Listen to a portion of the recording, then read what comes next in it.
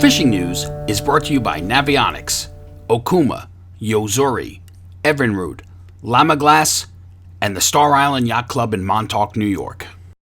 Hey there, Toby Lipinski for the New England edition of the Fisherman magazine with this week's web video fishing forecast for New England. I'm going to start off this week asking if you have joined the Northeast Striped Bass Tag Study team yet. Well, if you haven't, what are you waiting for? Right now, head on over to thefisherman.com and check out the post that we just put up there. It's got a running list of all of the team members so far who have contributed their $10 towards funding additional satellite tags in the Northeast Striped Bass Tag Study. And obviously, as I reported last couple of weeks, for every $10 that you contribute, you get yourself one of those awesome 3R campaign stickers. It's going to show you both your support of the 3R program as well as your team membership in the Northeast Tag Study team. This is an awesome event. As we've been telling you, we tagged those 2 striped bass back in the spring, one of which went to the canyons. The other we're going to have the notice very soon. We're finalizing the details on where it travels. This one's going to blow your mind as well.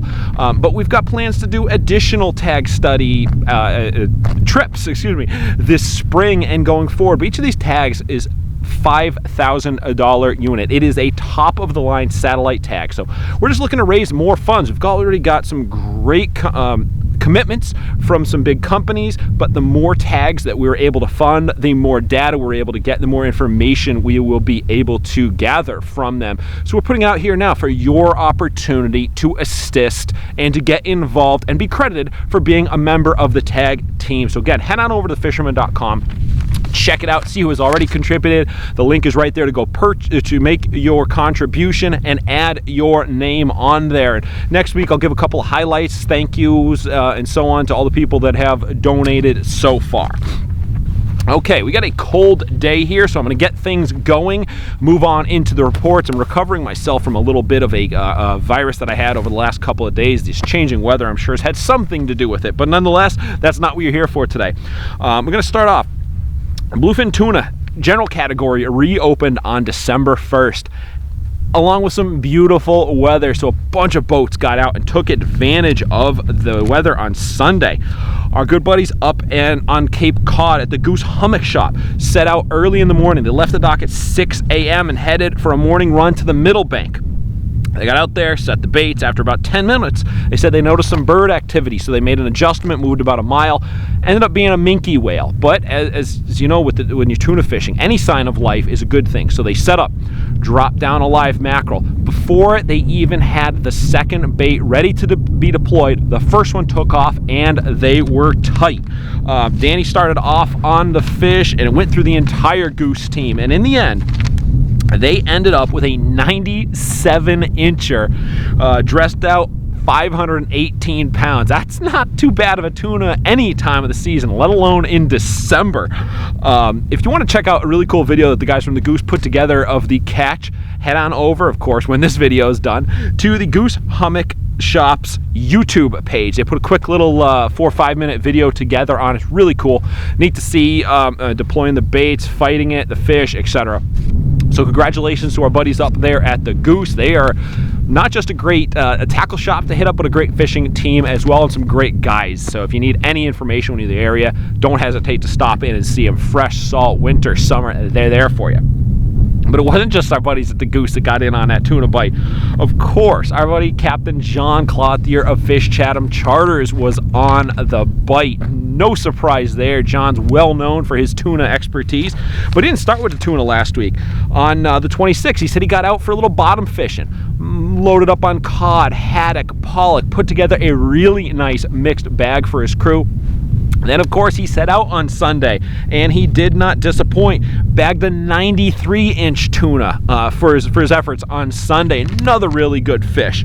Now, there's still time to get in on it. I'm not sure exactly. I didn't get a chance to check just before I did this video where the quota stands at this point, if the general category is still open. But, of course, there's still recreational class fish around. So give John a call. Phone number is 508-237-7210. Maybe you can get out for that last-minute tuna of your own, or for some bottom fishing, or a little bit of both, depending. You just never know. All right, But it wasn't just tuna that we got on tap right now. We got a video contribution from a new contributor this week. You might know him, Todd Carrere, also known as the Fish Wrap writer. Pretty well-known writer over in Rhode Island. He's written for the Fisherman magazine a couple of times, got a local newspaper column, really cool website. Well, he's come on board. He's going to start giving us some contributions, some videos each week when he's got the time, when there's a bite. So let's see what Todd's got going on this week. Hey, Toby. Well, it seems like the salt pond striper bite has slowed a bit.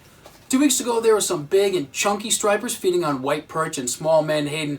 But this past week, it seems like the bigger fish were tough to find and the weather did not help at all. It's probably too late for them to be just priming up for the migration, so I'd say they're still around. They're just holding up in some deep water. However, Hank Hewitt over on Block Island is still catching a few stripers out at the church at Southwest Point on those big and heavy metals. This time of year, he says west wind is the best wind for him.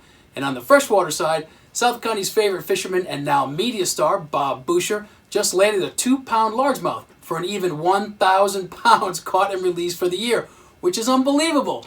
He's been driven all year to reach his goal, and as soon as he got there, he went out and he caught a few more fish. How cool is that? He's an ace. Thanks, Toby. Awesome. Thanks a lot, Todd. Really appreciate that. As I've said before, you've probably heard this, but if you're a new video subscriber here at Fisherman Magazine, I want to let you know if you've got any reports you want to pass along, whether you want to just shoot me some pictures, whether you want to do a full video, whatever. I'm always looking for new contributors. So to get it started, shoot me an email at tlipinski@thefisherman.com. If you really want to, you can drop some comments down below. You can tip me off with some info. I'd love to give you a shout out in the upcoming video as well. So however you want to get the message along, I'd love to start adding, your videos, your reports on my upcoming videos throughout the winter. All right, let's see. We got some more action, though. It wasn't just tuna for the bottom fishermen out there, but there's even some somewhat up and down mixed reports, depending on who you speak to, when they were able to get out, what the weather was when they were out on the water. Francis Fleet, they've been able to sail a couple of days. They've lost a couple of days, like a lot of the other boats on the fleet, but they've been finding a good mixture, as they've been seeing for a while now, of cod, blackfish, black sea bass on those inshore grounds. I did note, once again, a few more cod and improving cod on those inshore grounds. So they were able to get one solid cod trip last week, did really well. They said that even though they hadn't been out on the grounds for a little while, the fish were right where they had last left them. So it shows that even with the weather, they're not heading anywhere yet. It's just got to string together a bunch of good days to really get on that bite. It's this thing we've been dealing with the last couple of years, is consistent day after day weather to allow the boats to sail. So it's been tough, but when they are able to get out, there's been a good bite. And when they can't go offshore, the inshore bite is still really good as well. And then last up, I also heard from Captain Tom Logan of Fish on Charters, good buddy of ours. Fished with him for shark for my first shark trip last fall, but that's not what he's on right now. He is on the bottom fish. He ran a couple of trips this past week, found some pretty good action, mixed bag on both trips. He started off shooting over to Block Island, did the cod, the sea bass thing, some porgies, loaded up on them. Then on the way back in, stopped off on some rock piles around Watch Hill and added 6-7 keeper blackfish each trip to the box, making a really nice mixed bag. So I know Tom's going to be sailing as well as all of the six-pack boat advertised that we've got, as long as the bites hold up and the weather holds up for us. So give it a look and maybe get in on some December bottom fishing of your own. All right, well, there you have it. I'm Toby Lipinski for the New England edition of the Fisherman Magazine, wishing you tight lines if you head on the water this weekend. Win the incredible Steiger Craft Evinrude Lowrance Grand Prize Boat Package and more in the Fisherman's 2019 Dream Boat Fishing Challenge. Get the details now at thefisherman.com.